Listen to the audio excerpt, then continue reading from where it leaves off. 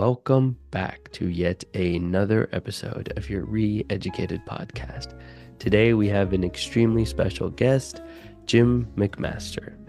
He has an extremely long career in tech, spanning 47 years, starting when he graduated from MIT in 1977. He spent 4 years in the Army, 7 years at Martin Marietta Aerospace, a couple years at VM Systems Group and Storage Trek, and then he worked at Google for 12 years, the fourth member of the Docklist project, which eventually turned into Google Drive. And then he spent about 2 years at Avero and at Ring Central. And now, at the tail end of his career, I'm really excited to have today's conversation to discuss a little bit about the transformation of tech and its role in education. How are you doing today? I'm doing well, thank you.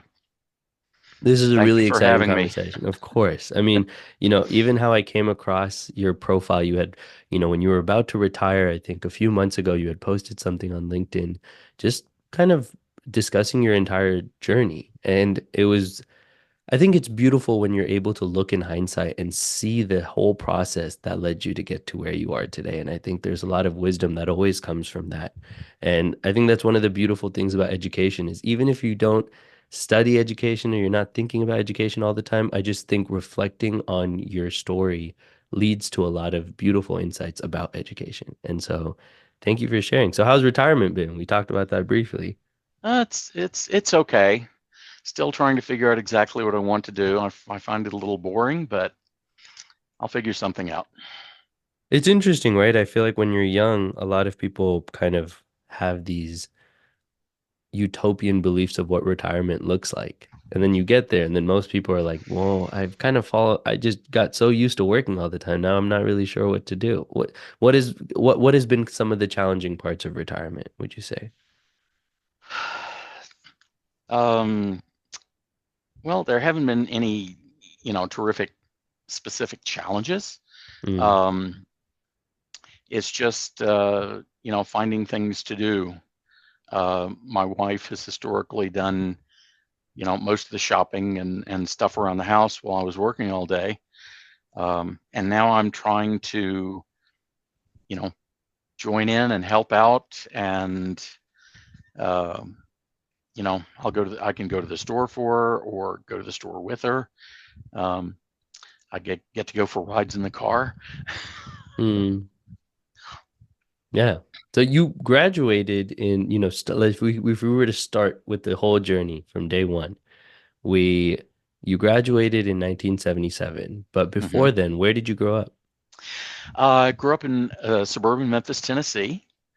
um, it was a much different environment than it is now. um, Much more monoculture. uh, you know I hardly ever met anyone of a different race or religion. Um, like there was no Chinese restaurant in this entire 600,000 people. Mm, When one opened several years later, it was Chinese food. Um, so it was just a lot simpler time. mm. And that was the 60s. And so I mean, I think, I read some books or I listen to Hmm. music and, I actually just came across the Doors. I actually just came across that band. And that was cool. I went to like a listening party and we listened to an album from the Doors, the LA Woman. And Hmm. so that was exciting. And I got to kind of, understand a little bit better of some themes of what was going on then. But if you were to like put me in your shoes, what was it like? What were the things that were being talked about? What was going on in the news? What were the biggest kind of events that were happening in the 60s? Well, it was in the South. Civil rights was a really big topic. Mm, Memphis had a large black population. It was segregated in one part of the town, um, and you know, white people just didn't go there. mm, So it was like I said, it was very much a monoculture. Um,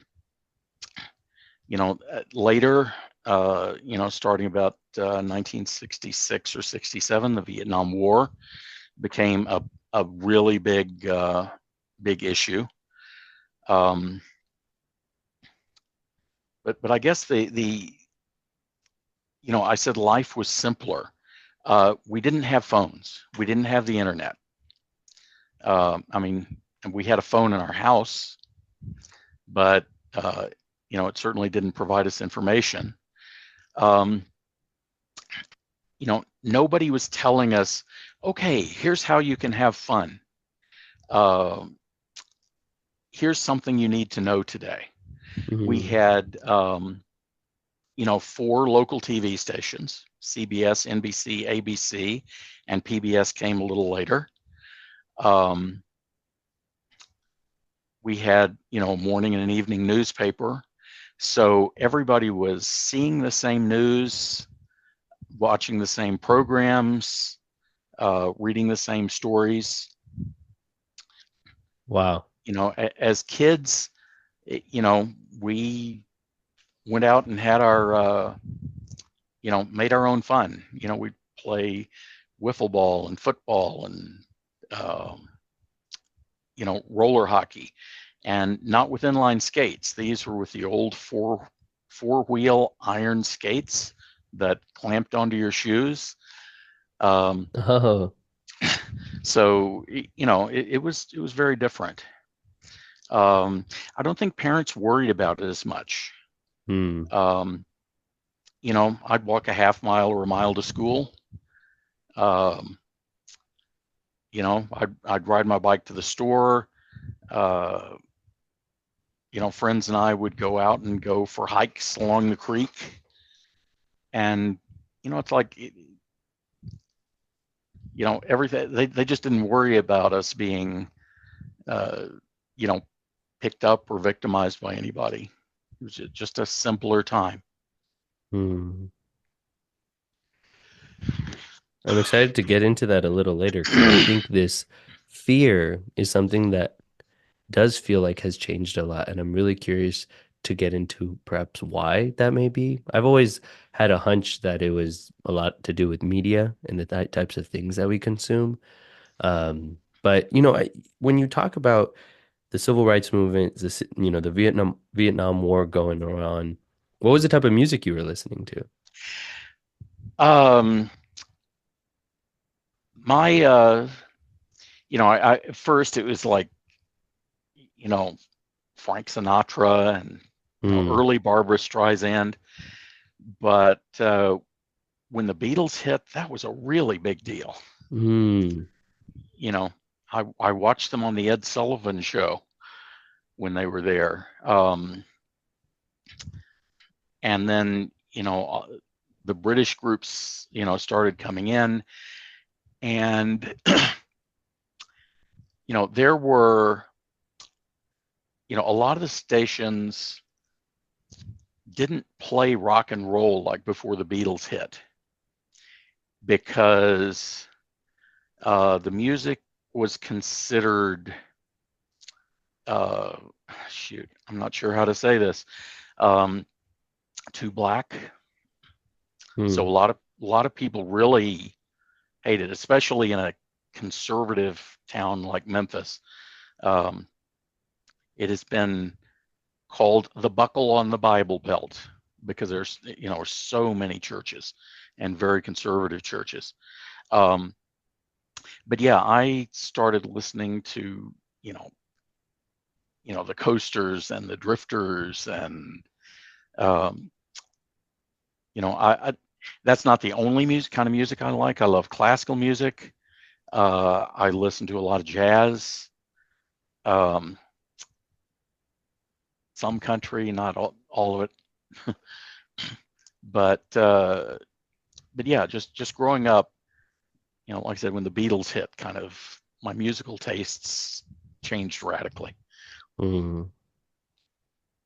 I keep coming back to this idea that you talked earlier about simpler times. I feel it's interesting because part of it, I think, is also that when you're a child, you just don't know everything that's happening Hmm. everywhere. And perhaps at that time, neither did adults. But even when I think to my childhood, which was in the 2000s, I still think that it was a far simpler time. And a lot of it just has to do with the fact that I didn't really know what was happening outside of my 1 mile radius of my friend's life Hmm. in my school. And so Yep. as you start to travel more and you understand, kind of the things that are happening more on a global scale, it can sometimes be overwhelming of how much is going on. And it's hard to differentiate. Is it something that just changed because we got older, or is it something that actually reflects the world around us? What do you think? I don't, I don't know. I agree. When you're a kid, you don't know as much of what is going on. But my parents talked about the issues, and I listened. Um, I learned to read like really early. Um, I was sounding out letters when I was 2 and started reading books when I was very young. Mm, Um, when I was in first grade, we'd have a reading circle, and I got bored and I'd be reading the book ahead. So the teacher would call on me, mm, and um, I wouldn't know where we were. So she'd correct me, and I would read, see Jane run, see Dick run, see Spot run. That was my part. And she figured out I could already read. So she took me to the library and introduced me to the librarian. And, he showed me the little kids' books, and I could check out one at a time. So I'd check out, you know, Home for a Bunny or some such. mm, And the problem was that I had to wait for my mother to pick me up after school, and I would finish the book. mm. So I went in one day and, talked to the librarian and said, can I read some of those books over there? And said, oh, yeah, right, kid, go ahead. So I would pick out, like My Side of the Mountain. And that was great. That took me days to read. Mm, So, you know, I was reading, I read newspapers when I was fairly young, and I kind of knew what was going on. But still, we, there were big divisions like over civil rights in the Vietnam War, but it's like everybody at least was seeing the same story about it. It may have been massaged by our government into, pro-war propaganda, but you know, everybody was kind of on the same page. Where now we're not. Everybody can mm, look at just the news they want and harden, you know, everybody says they do their own research, but what they mean is reading a bunch of stuff on the net that they already agree with. mm. Yeah, it's hard to ever, I think I was actually having a conversation with a friend recently about this because before I had always thought that the comment section was the best way to get a gauge of what other people felt. But I heard recently that even the comment section is now moderated for engagement. And so that the comments that you see will be the ones that you're most likely to engage with, which is Yeah. fascinating, which means even that you can no longer rely on that to be like, what are other people thinking? Yeah. And the problem with comment sections, they've been overrun by bots Yes. to push a particular point of view. So the question becomes, it becomes really hard to figure out what is the world? And I think it becomes more complex to figure that out using the internet. I actually think now I'm really realizing that might not be a good gauge of what the world really looks like. And so in those 18 years as you were growing up before you Hmm. went to MIT, first of all, did you go to MIT when you were 18 or did you take a Yeah. few years? 18. Okay. What was schooling like back then? Because did you have standardized testing? What were your classes? Were there AP classes? What was it like? Okay. Um, yes, there were AP classes. I took several. Um, I always liked school. I loved going to school. Um, Unfortunately, I was the smart fat kid. I got bullied a lot. That hasn't changed, but at least it wasn't cyberbullying. It was, people shoved me into, the wall and stuff like that. Um, but yeah, I took advanced placement classes. Um, I was interested in so many things. Uh, I never had a study hall. I've completely filled my schedule, you know, all through high school. Um, and yeah, it was, I was in ROTC. I was in band. Loved science classes. Loved math classes. Um, so, I mean, yeah, it was a full time. Hmm. What do you think led you to find your love for those things so early? I like knowing how things work. Um, I've been lucky. I had kind of a wide-ranging education, and I think it's given me a better perspective on how the world works. Um, so yeah, Yeah. that's Could you expand a bit more on this idea of wide ranging? uh well, like I said, I took uh I mean this is more at MIT. Um, I took well, I was going to get into this later, Okay, but yeah, we could get into when we get into MIT then, sure. okay, yeah. Something I'm fascinated by is so this was before the age of the internet. So how did hmm you send in your college application? Did you mailed it? you mailed it. You filled it out on you filled the forms out on paper. You typed your essays on a manual typewriter, and then you put it all in an envelope and put some stamps on it and mailed it off. I wonder how many mails they were getting. I mean, probably thousands and thousands that they had to manually Yeah, look through. thousands. I mean, the I don't know how many applications they got. Um, but yeah, I had gotten to where I really didn't enjoy Memphis, and my family was kind of conflicted. So, I wanted to go away to school. So I applied to MIT, Cornell, Georgia Tech, and Vanderbilt. And Vanderbilt was kind of my safety school. Hmm. And then after I'd sent in my applications, some guy from the Memphis Princeton Club called me and said, "Would you please apply to Princeton?" So I said, "Okay, sure." So I applied to Princeton, and um, I got accepted to all five. Those Hmm. those are the only five schools I applied to. That's exciting. It must have been I don't know if there were like college preparation courses, and did they have all that back then as well? No, not. Uh, I think I might have gotten an SAT book from somewhere, um, to kind of prep for it. Um, oh, you asked about standardized tests. We had achievement tests periodically, but they weren't the high stakes things they were Hmm. today. But guidance counselors would kind of use the results to steer you into classes where you might do well. Hmm. You know, if you didn't do well on the test, they might steer you toward woodshop.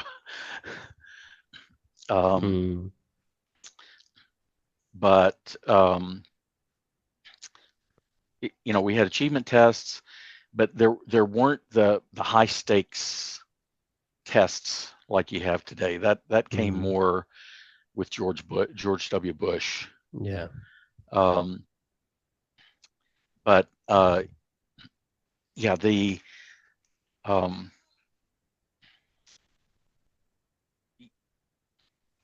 sorry, I lost my train of thought there. No, totally Um, okay. Yeah. Who was president at that time? Who was president in I should know this, but I don't. well, when I first started school, it was John F. Kennedy, And I vividly remember when he was assassinated. What was that? What was that day like? Well, it was just a normal day at school.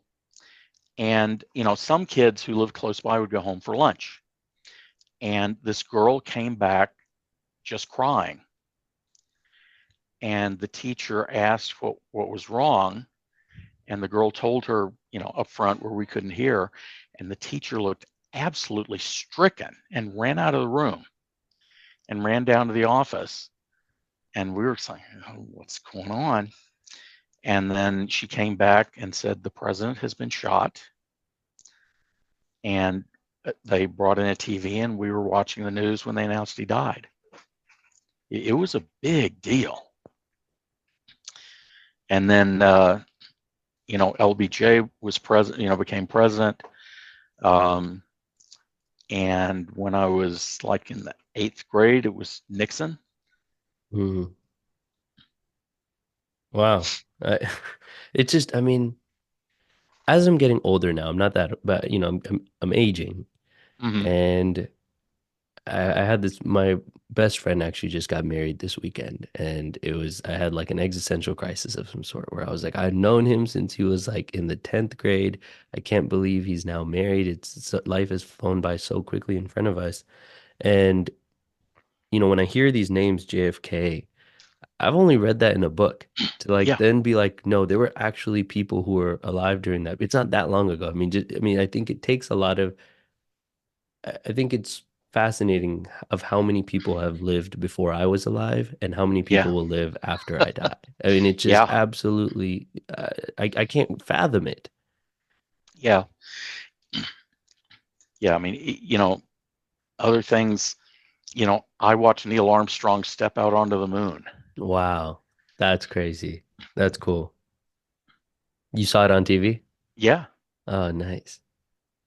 Did everyone like cheer when he finally stepped on, or what was the energy in the room? It was uh, my sisters and I were at my grandmother's house. It was just the four of us, but it was just kind of this, oh, there's somebody Yes. standing on the moon. Yeah. Yeah. I guess now we kind of take it for granted. It's not that awe-inspiring in some ways when we first thought it was impossible and then finally someone does it. Yeah.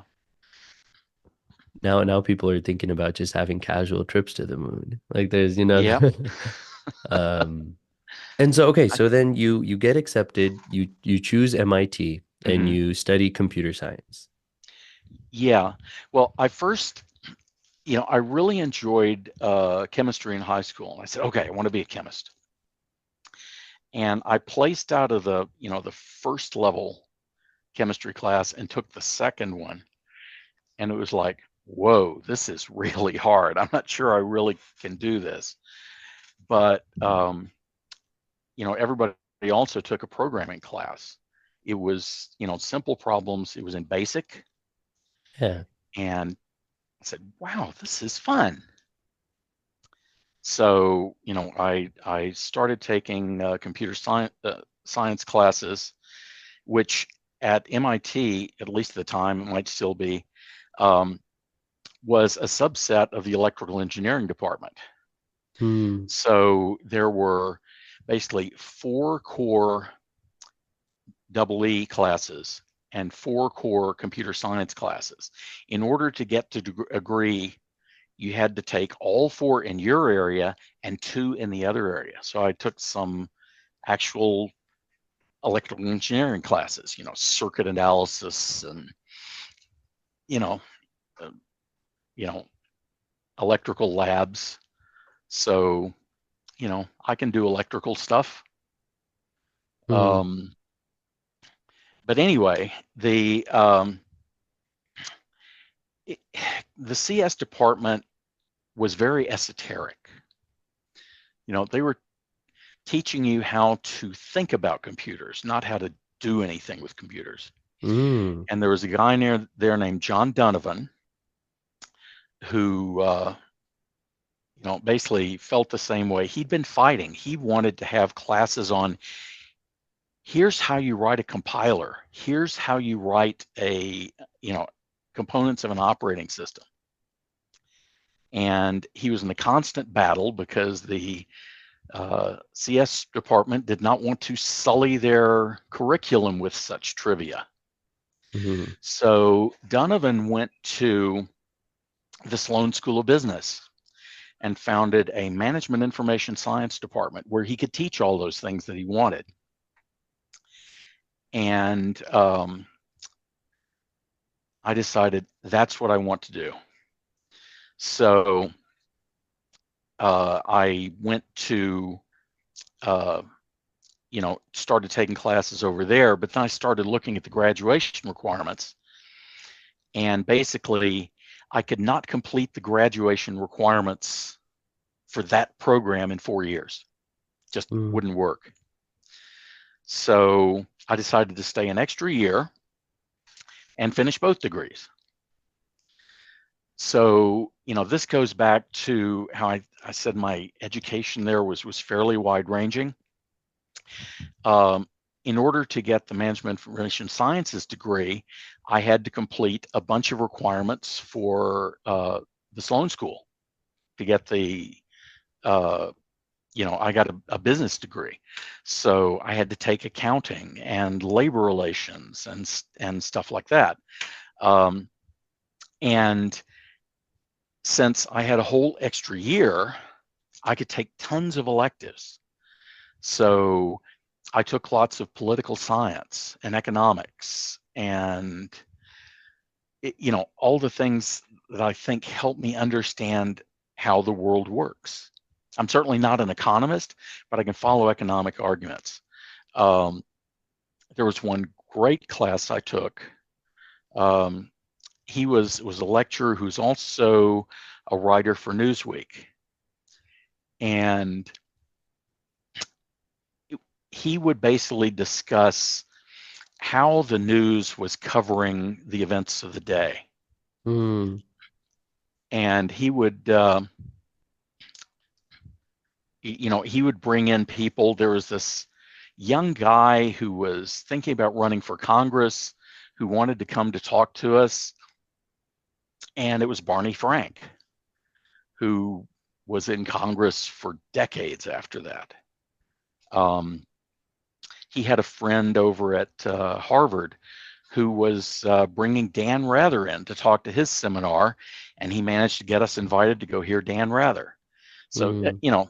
like I said, I was taking a huge variety of classes, not just the, the base stuff. And I think that's really held me in good stead all these years. Um, Yeah, it's a liberal arts approach to how learning should be done, which yeah, I and find unfortunately in a lot of places is slowly being stripped away. yeah, it really is too bad. Down in the schools are budget strapped, so they're cutting all the things Mm. that help people become well-rounded citizens. Yeah. They don't teach civics, they don't teach civics in government anymore. They're pulling music classes, they're pulling art classes, all the frills that people don't need. And those are the things that lead to a well-rounded life. Mhm. You said something earlier that I kind of wanted to touch back on. You said Mhm.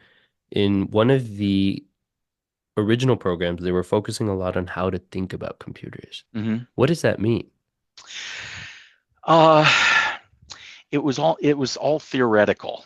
Um, Hmm. they were. I took an intro class on artificial intelligence for a guy named Patrick Winston, who was very big in it at the time. Um, a one of the more practical ones, um, but I can't remember the name of the class exactly. A guy named Michael Dertuzos was working on an operating system for a PDP-11. And just as trivia, one of my TAs for that class was a guy named Ronald Rivest, Hmm. who is the R in RSA. And always, I'm sorry, what does RSA stand for? It's the shoot, I can't remember the name of the company, but it's the bilateral encryption. Oh, fascinating. Yeah, shoot, what's the name? I can't remember the name of the other two people, but they developed the encryption that everybody uses today. Really cool. And so you were in MIT, you finished in 5 years, Hmm. and then you went to the Army for four.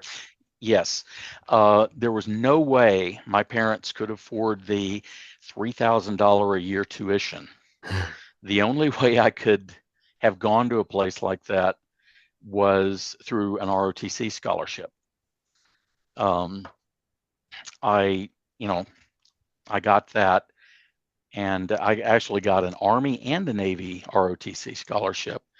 But the Army would let me basically go wherever I wanted and study whatever I wanted.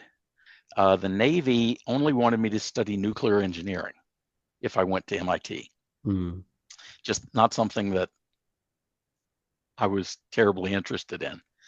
Um, I got the scholarship. Um, Went through the 4 year ROTC program at MIT, which wasn't very onerous. At a lot of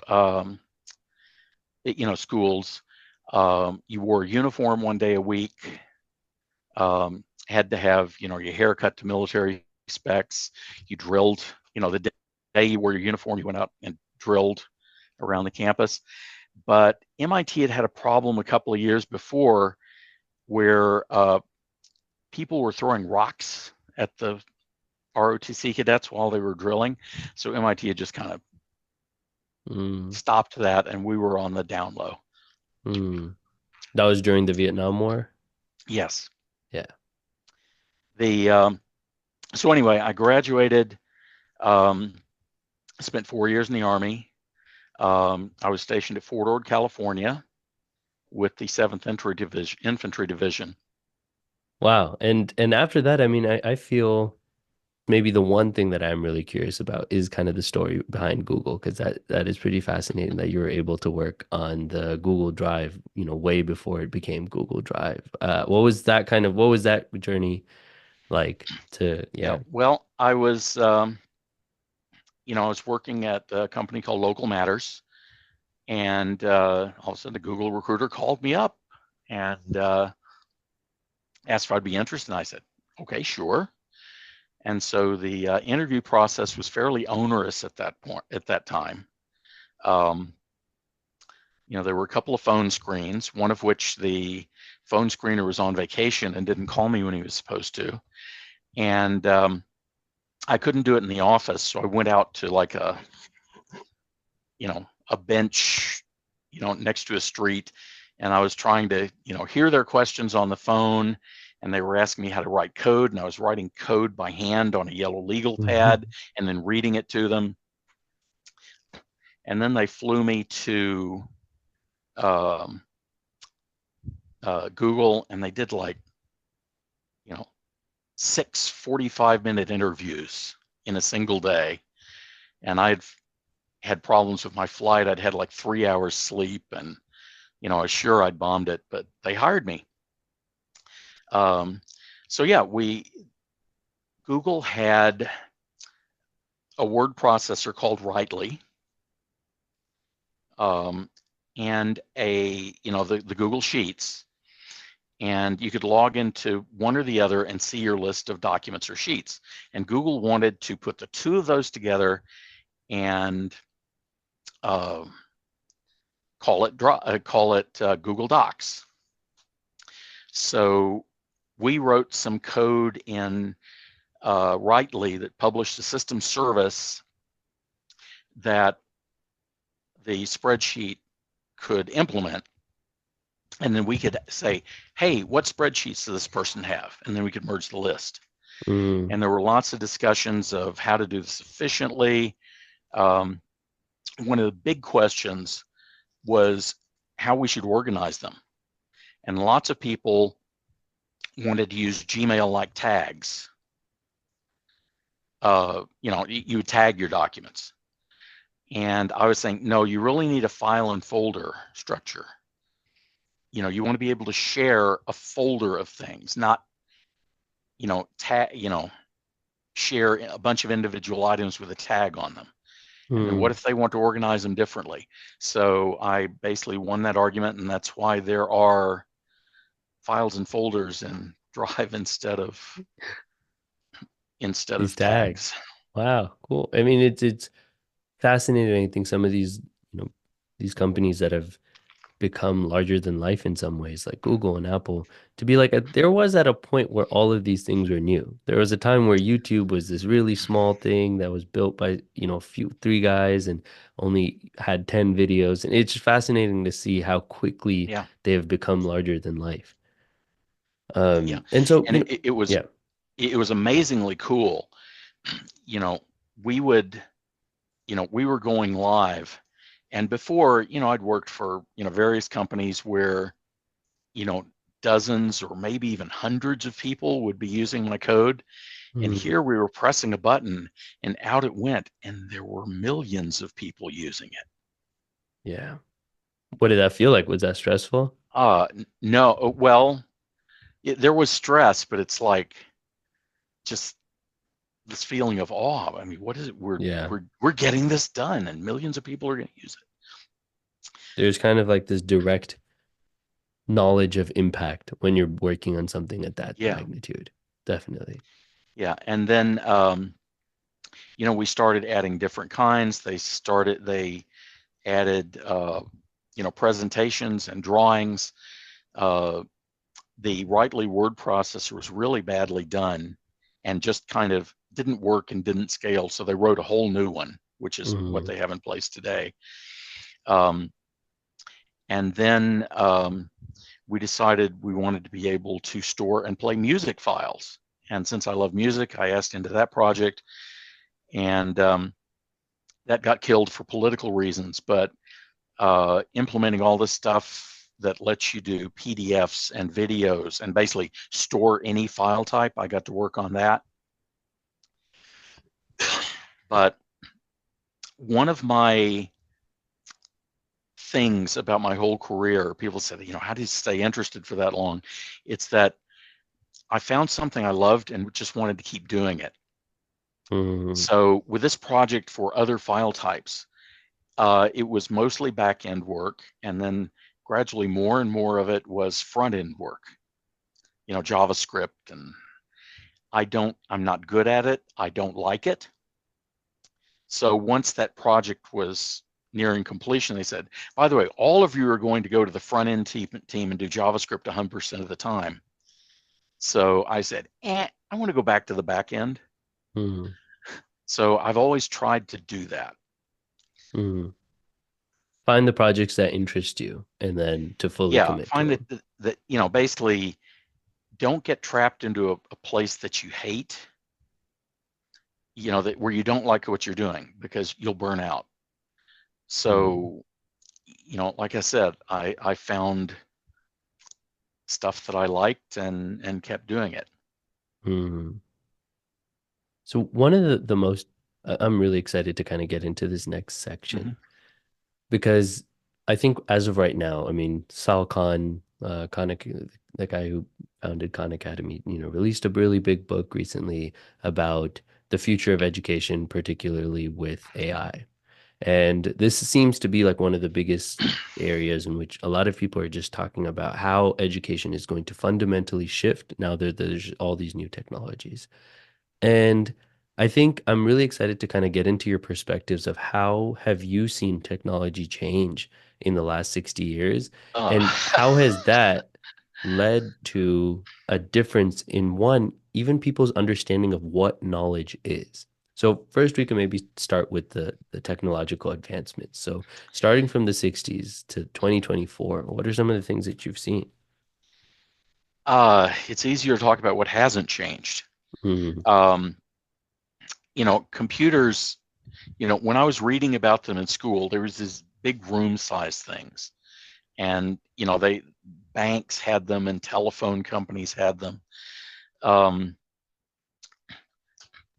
and, I was working on, mainframe computers at Martin Marietta that, were running VM and DOSVSE and supporting, a few hundred users. And, you fast forward, pretty soon IBM came out with their PC, and people have PCs on their desks. And, things got distributed. But, basically the phone I have in my pocket is orders of magnitude more powerful than that mainframe computer we had. Mm. Everything has gotten smaller and more accessible, and now everybody has them. The trend of smaller and faster and better just keeps going and going. The other thing that has changed is the way we get information. When I was, again on this mainframe, we had just binders full of manuals that described how the system worked. And you'd get, when you ordered a new system or upgraded, you got this just bales of manuals that you had to put into binders. And then they would issue updates. And they didn't send you a new manual. They sent you pages with instructions saying, okay, replace page 1-47 with this one. Oh. Take out page 2-96. And you had to manually go through and update these binders, and finding anything in was a chore. Now all these things are online. You just type something and up it pops on your screen. So the amount of information you can get now with the internet is just amazing. It's just, everything is there. But the problem is that the people who designed the internet thought that it was only going to be a bunch of government employees sending messages to one another. Mm. So they just were interested in getting this to work. They didn't think about security. They didn't think about verifiability. They didn't think about all the ways this could be attacked if everybody was using it. Mm. And as a result, our internet is full of junk. Once it got out to the world, the amount of information you get is amazing. The amount of good, valid, verifiable information is a much smaller fraction than the junk. And I think that's part of our problem. I was saying back in the 60s, things were a lot simpler. Everybody was, everybody's reading the same news. Now, anybody can read any news they want. They talk about, do your own research, but do your own research means go out on the net and read a whole bunch of stuff that you already agree with. So we have these information silos, we have bubbles, and a lot of them are filled with, either mistakes or just lies. Yeah. And the problem with education is, students can access this flood of information, but you have to be really careful to make sure that what they're getting is valid. But I think, AI, everybody's worried that it's going to replace all of our jobs. I'm not so worried about that. Although, I think a lot of grunt work can be automated, but the potential for education is that if you can have, an AI teaching assistant who can guide a student, helping them, figuring out where they're weak and helping them, figuring out where they're strong and augmenting it. I think that has huge potential for revolutionizing the way we teach uh, children and university students. 100%. There was a point that you mentioned earlier that I thought was it was interesting where you were like there were students who, if they didn't do so well in a class, they would kind of be pushed towards the Yeah. woodworking, wood Hmm. shoping courses. When you have something like AI where from the age that you're 3 or 4, it kind of caters to the level that you're at. I feel like it's really hard for any student to be below a certain kind of standard because they would have been given material from day one that was right at their level, right little above it, so that they're constantly growing rather than I feel like what exists right now, where because you need to cater to the mean of any classroom, Hmm. you're going to have students who are one being held behind, and you're going to have students who have fallen way behind. And so, i- with this kind of system where it's a lot more, uh, it really caters to the individual child, which is what I think education originally was meant to be. I think it works really well for that. Yeah, I think that has potential. I mean, that system has not been developed yet. Yeah. I assume people are working on it. And the other challenge is figuring out who decides what information goes in. Because, if if it's a religious school, you'd Mm, be catering to the religious, not, objective information. mm, Um, if it's in a conservative area, are they being pushed only right-wing propaganda? If it's in a liberal area, are they being pushed only liberal propaganda? It would mm, be nice if there could be some sort of truth function, mm, but with everything that's going on these days, there is no consensus on what constitutes truth. mm. And that's the other challenge. One question I had for you, I'm curious to hear what you Mhm. think is sometimes, and people talk about government similarly like this, where they use this word, oh, government, as if it's some foreign entity, where it's, Yeah, it's not as if it's not us, as not other people yeah. that we know who are, and I think sometimes technology can also be spoken about this way, as if it's not humans that are developing the technology, as if it's like it has its soul of its own. Hmm. But sometimes I do feel like tech evolves so quickly. It has this like driving force that it contains within itself.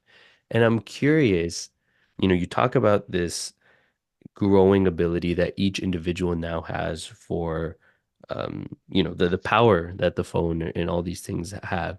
What do you think technology progress in general is leading us towards? Where is it heading towards?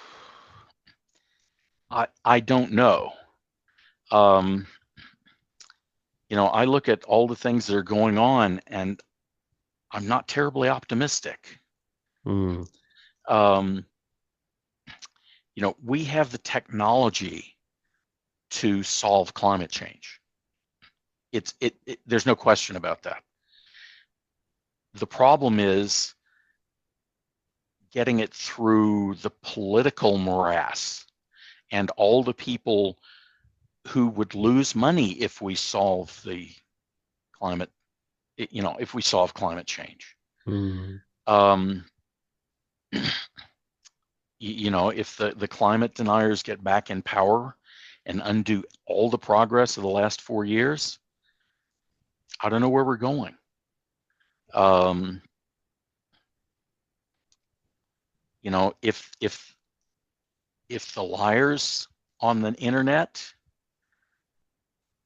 keep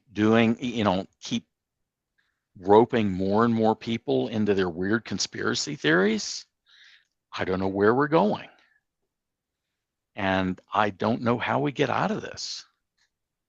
mm. Yeah, I mean, that is, I think, it's actually interesting. So I teach a lot, and I did not really understand how many of the younger generation feels the brunt of a lot of these problems, Mhm. until I spoke to a few of them about them, and I was just like, what are the things that you think about? and the number of them that feel existential on a day-to-day basis regarding climate change, regarding, some of these other political issues. I was quite taken aback. I was like, wow, it's a very different world that these 14 or 15-year-olds are growing up in, Yeah. which isn't, tying back to where we started the conversation, where Hmm. we felt like our childhood was very simple. I feel like for a lot of these children nowadays, it's not simple at all. No, and they're just bombarded with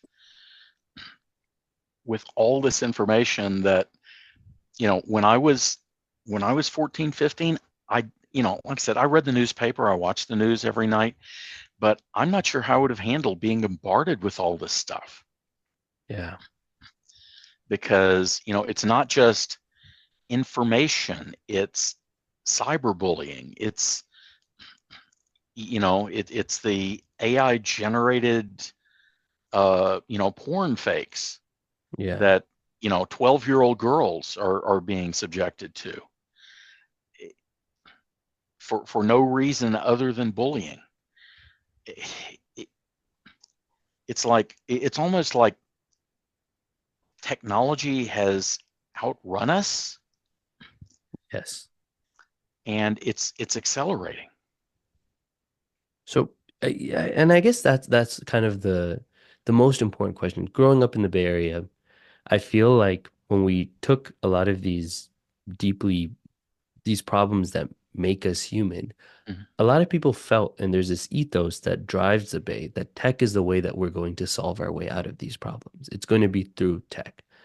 Now that you've spent 40 plus years working in tech, do you feel like these problems that we have, whether it's dealing with poverty, whether it's dealing with, hunger, whether it's dealing with climate change, is it tech that's going to solve those problems?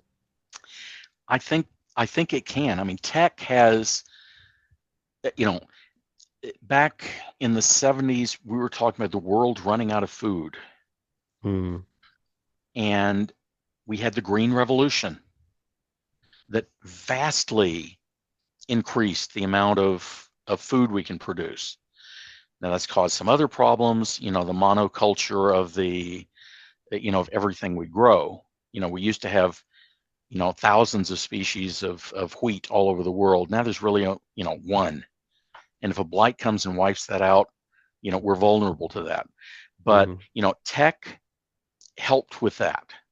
I think tech, like I said, tech could solve the climate problem. We need to electrify. We need to stop burning fossil fuels. We need to go wind, solar, like on a massive scale. And we could do that. It's just a matter of a lot of people not wanting to. Um, I think tech can solve a lot of things, but we've got to get past these ornery humans first. Hmm. Yeah, I personally feel that way as well because there's a lot of funding that goes into ed tech, Hmm. and my personal belief on that is just that it seems misplaced in some ways because I think we have the resources that I think people need for high levels of education already, but it's more about like the distribution of the resources, something you talked about earlier, passion and interest, which I don't think tech necessarily solves those things. All it does is it gives you access to more complex tools. And it also gives you access Hmm. to, for a lot of people, it gives you access, period, which is also phenomenal. But, you know, what drove you then, I guess is my question, for 45 years to stay in tech? To, outside of your curiosity, did you feel at some point that your work in some ways were dealing with some of these larger human issues? Not so much. For me, I love solving puzzles. I love solving problems. And the problems was presented with weren't world changing, but like I said, that's what kept me passionate. Just finding something I love to do, and being able to do it. I had fun going to work because, oh, how am I going to solve this today? Or Hmm. sometimes waking up at 2 o'clock in the morning and saying, how am I going to I solve found this it. today? Yeah. Yeah. So I don't know that I contributed to any world shaking things. Mm, yeah, I mean, Drive was the biggest one, and I don't know if I guess that gives people tools that they can use to help solve problems. 100%. Yeah. I mean, if we get to the final segment of this conversation, Hmm. which I'm really excited for, which is just kind of advice, and Hmm. it's hard to sometimes put all the things that you've learned throughout your life into like a few sentences, but I'm going to ask you to do so. But to begin with, more personally for me, as someone who's in their mid 20s trying to figure out their place in the world, a little confused and lost, and sometimes feeling like I'm not doing good enough, what would you say to your 20, who you were when you were 26, if there was something that you could, look back and speak to that person now? Let's see, where was I when I was 26? I was still in the Army. Um, I don't know. Since you saw me on LinkedIn, I get this retirement post that I did. I didn't think anybody would be interested. I thought maybe some of the people I'd worked with would be, but I got some like 750,000 views, and lots of people want to connect, and people want to say, "Oh, what advice can you give me?" And it's like, I don't know. The only thing I can tell them is find something that you love and make yourself really, really good at it. Hmm. And, just keep doing what you love. If you fall out of love with something, find something else. But to me, that's, you know, to me, that's what kept me going all these years. Yeah. And, you know, one question I would love for you to, because I meet so Hmm. many people who are like, I'm looking for what I love.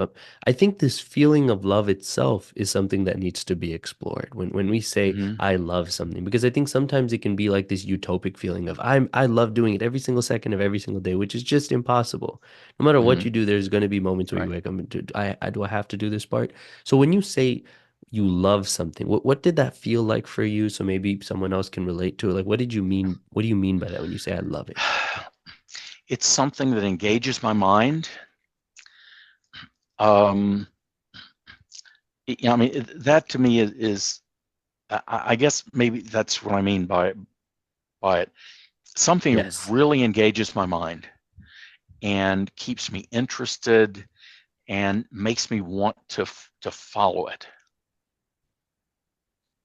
Well said. Which is this being intellectually engaged. It's a very different definition of love than just Yeah. feeling pleasurable every moment you're doing it, right? Right. Yeah. I mean, it's different. I dearly love my wife. We've been married 43 years, and that is different. That's a different love. Hmm. And I think sometimes when we say, oh, when people are searching for this thing that they love, they might actually think about that type of like love from people rather than this intellectual love, which is Yeah. very different because intellectual engagement is challenging. It's tiring. It's Hmm. not just like pleasurable all the time, but it's something that makes you wake up every day going, I'm ready to go challenge Yeah. myself. Yeah. Yeah. And then the second question I have for you, last question, Hmm. is from the perspective of your career. I think a lot of people are very kind of, confused of, am I doing the right thing? And so outside of this loving what you do, which I think is really profound and important to kind of recognize, what is something else that you would say to somebody making their way through their career? Um, maybe, yes, be interested and involved in your career, but try to find some things outside that because you do need to unwind. I mean, I have my family. Um, I've been playing the saxophone since I was 6 years old. I still play in Wow. community bands. Um, I like, I do free reading. My wife and I love to travel. Let's see, I've been to 39 countries outside the United States. My wife's been to 44. Nice. So, that's a different kind. I mean, I find it very intellectually engaging to go and see another culture and try to experience it. And, but that's that's a break from, always being worried about how to code this next Java Yeah. program, Yeah. So I guess don't be quite so single-minded. I mean, look for other things, because if I think, as much as I love coding, if I hadn't had some breaks from it from time to time, I'd burn out. The best way to do something for a long time is not to do it all the time. Yeah, I guess.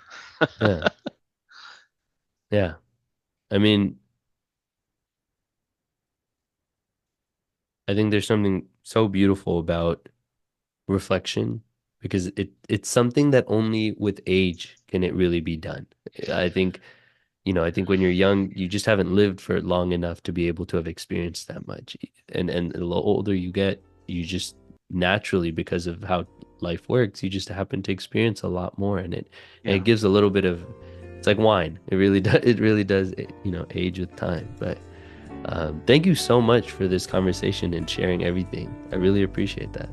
Happy to. I enjoyed it, and you made me think about things in ways I might not have. Yeah, the intersection between tech and education, I think, is a really blossoming space, and it's something that, like you said earlier, when the internet was first created, people didn't understand how much it could change, and so they weren't as intentional about the creation of it.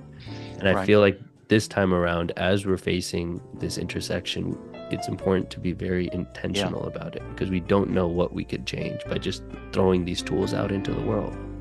Yeah. But unfortunately, I think people are just throwing tools out into the world. Yeah. And that brings us to the end of our conversation. I hope you enjoyed it as much as I did. Thank you again for listening and making this process so much more enjoyable. If you haven't had the chance to already, make sure to subscribe to the podcast on Spotify, Google, and Apple Podcasts to get the latest updates on new episodes. If you've been learning useful information here, feel free to leave a review as well. A little bit goes a long way in spreading this podcast. And have a wonderful day. And as per usual, stay re-educated.